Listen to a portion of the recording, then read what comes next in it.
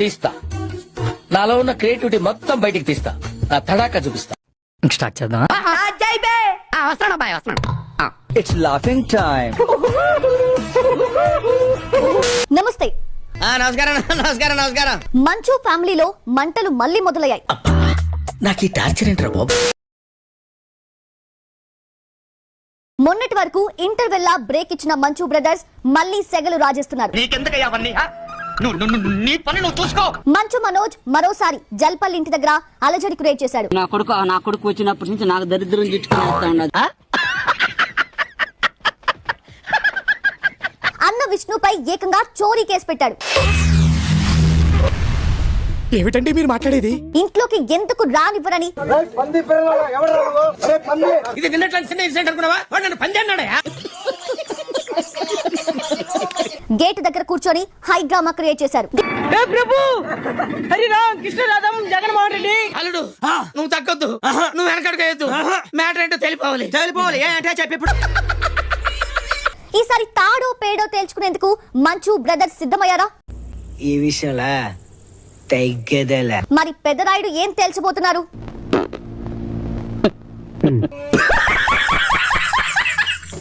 గొడవే కాదు. నేను నమ్మను. నమ్మొద్దురా, అడుగు తిరు. మా నాన్నగారికి ఎప్పుడో పెట్టేశాను నాకు ఆస్తి వద్దు నాన్న మీది. నీ బతుకెట్టుకు నువ్వు గాని నీ కొడుకు గాని ఆయనలాగా చక్కగా ఎప్పుడైనా మాట్లాడగలిగారా? అంటే ఒక మగాడు నేను ఊర్లో ఉన్నప్పుడు లేని ధైర్యం నేను ఊరు దాటిన వెంటనే జైపూర్ పాపని ఎత్తుకొని. ఏం చిల్లర కాదురా మీరు. వీడు పాప బర్త్డే బిజీలో ఉంటాడు, ఈ టైంలో కొట్టొచ్చని కేవలం విష్ణు ప్లాన్ వేసుకొని. పెద్ద ప్లానింగే. తెల్లారుజామున ఏప్రిల్ 1 5:40కి ఇదే రోడ్ లో ఉన్న కెమెరా సీసీటీవీ, మా ఇంట్లో సీసీటీవీలు చూసుకోబల్లా వాళ్ళు ఫేమస్ కదా. పోయినసారి గొడవ అయినప్పుడు వాళ్ళు నా మీద కంప్లైంట్ వేసి వాళ్ళే సీసీటీవీ దాచి పెట్టారు. ఇదయ్యా మీ అసలు రూపం. ఇప్పుడు కూడా మీరు వెళ్ళి అడగండి, సీసీటీవీ వాళ్ళు ఎంటర్ అయింది ఎవరు? ఎందుకు? వాళ్ళు ఇస్తే సగం గుండు కొట్టుకుని తిరుగుతాను నేను వీధంతా. అంత గిఫ్ట్ మనకు వద్దులే కానమ్మా. వాళ్ళ సమస్య లేదు ఎవరు మీకు, ఎందుకంటే వాళ్ళు చేసింది దొంగ పని. అన్ని కరెక్ట్ గానే మేనేజ్ చేసావి, ఎలా దొరికేసావు? ఏప్రిల్ 1వ తారీఖున దౌర్జన్యంగా 30-40 కార్లు ఆ వీడియో కూడా ఇచ్చాను మీకు. వాడు ఎక్స్ దొంగ, ఎక్కడ దొంగతనం చేసినా నిమిషంలో దొరికిపోవడం వాడి స్పెషాలిటీ.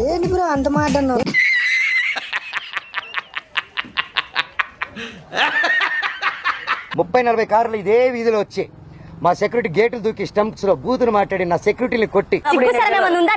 నాకు లేదు. నాకు లేదు. నా బాబు ఫోటోస్, నా పాప ఫోటోస్, చిన్నప్పటి నుంచి ఉన్న వస్తువులు చూసారా బాబు, అది వాడి క్యారెక్టర్. నా పాప కోసం ఉన్న చిన్న చిన్న నగలు మేము బర్త్డే కోసం కొనుక్కున్నట్టువి ప్రతిదీ పగలు కొట్టి ఎక్కడేసారో కూడా తెలియట్లేదు. ఏం చదవటం సార్? చెప్పు తీసుకొట్టండి సార్. అంటావు.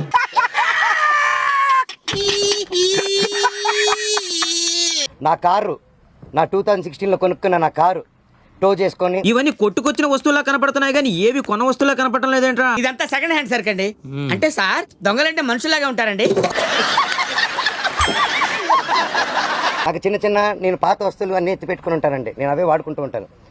అండ్ నాకు ఆ సోకులు లేవు. వాడే ఉద్దేశంతో అన్నాడు. అది తీసుకొచ్చి ఆ కార్ని టో చేసుకొని తీసుకొచ్చేసి వెళ్ళి ఆ రోడ్డు మీద వదిలేదు. ఎన్ని దారుణాలు సార్. నా వైఫ్ భార్య, మా వైఫ్ కారు మినీ కూపర్, దాన్ని టో చేసుకొని తీసుకొచ్చి ఆ గ్రౌండ్ లో వదిలేదు. చేది నమ్మ బతుకు బురదలో పంది బతుకుతుంది, నువ్వు బతుకుతున్నావు ఎందుకు? ఎదవన్నారు ఎదవ. ఆ గ్రౌండ్ లో వదిలి అక్కడ కర్చీపులు కట్టుకుని రౌడీ షీటర్లు అందరు దిగి నేను ఒక సన్నాసిని, నా వెనక 30 మంది సన్నాసులు మీరు.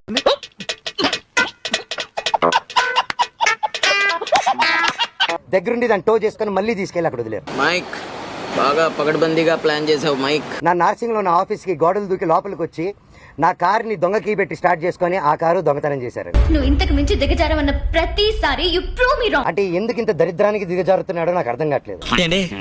తెలియకడుగుతున్నాను, ఇదో బతుక చెప్పండి. నా కన్నప్ప మీదకి నా భైరం వదులుతాను, ఇది కాదు. మనం పోట్లాడాలంటే ఎండి ధరల మీద పోరాడదాం, పని మీద పోరాడదాం, హెల్తీగా పోరాడదాం అని నా భైరం వదులుదాం అనుకున్నాం. ఇంకంతే, భైరం వదులుతున్నా అనేసరికి టెన్షన్ అయిపోయి కన్నప్ప పోస్ట్పోన్ చేసుకున్నాడు. ఆ కోపం ఎలా చేసుకోవాలో తెలియక నా మీద ఇదంతా రుద్దుతున్నా. ఇమీడియట్ గా డైవర్షన్. ఎదవా ఎందుకు పనికిరాడు. ఇప్పుడు మా అమ్మగారికి, మా నాన్నగారికి వాళ్ళకి అవసరం అండి ఈ వయసులో. చెప్పరా, చెప్పు. అంత నీ వల్లే కదా, ఆడించేది నువ్వే కదా. ఏ విష్ణు నాకంటే 4 సంవత్సరాల పెద్దవాడు, అతని 4 పిల్లలు ఉన్నారు. వచ్చి మాట్లాడడం తెలీదా? కూర్చొని మాట్లాడమని అడుగుతున్నా నేను. Okay, no use. వాడు విండండి. పెద్ద మందిని పెద్దోళ్ళని కూర్చొని మాట్లాడినడుతున్నా మాట్లాడలేరా? ఏంద్ర బాబుజీ ఇదే ఏంది టార్చర్ మనకి? నేను వీళ్ళకి సినిమాలు పనిచేసినప్పుడు నేను క్యాంపస్ కి పనిచేసినప్పుడు ₹1 ట్రాన్సాక్షన్ వాళ్ళ దగ్గర నుంచి నాకు వచ్చిందని చెప్పానండి. మీ కష్టం పగవాడికి కూడా రాకూడదు గురుగారు. మరేరా ఈ రోజు వరకు ఈ మనోజు ₹1 తీసుకోలేదు నా కుటుంబం నుంచి. వాడి శాడిజం భరించలేకపోతున్నాం బ్రో. డబుల్ పేమెంట్ ఇస్తాను, నా పేమెంట్ చెప్పండి.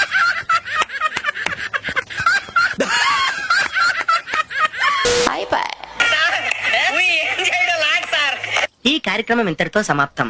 రేపు ఇదే అలవాసులపై మళ్ళీ కలుసుకుందాం. అంతవరకు సెలవా మరి. నా ఛానల్ పేరు గుర్తుందిగా, ప్లీజ్ లైక్ షేర్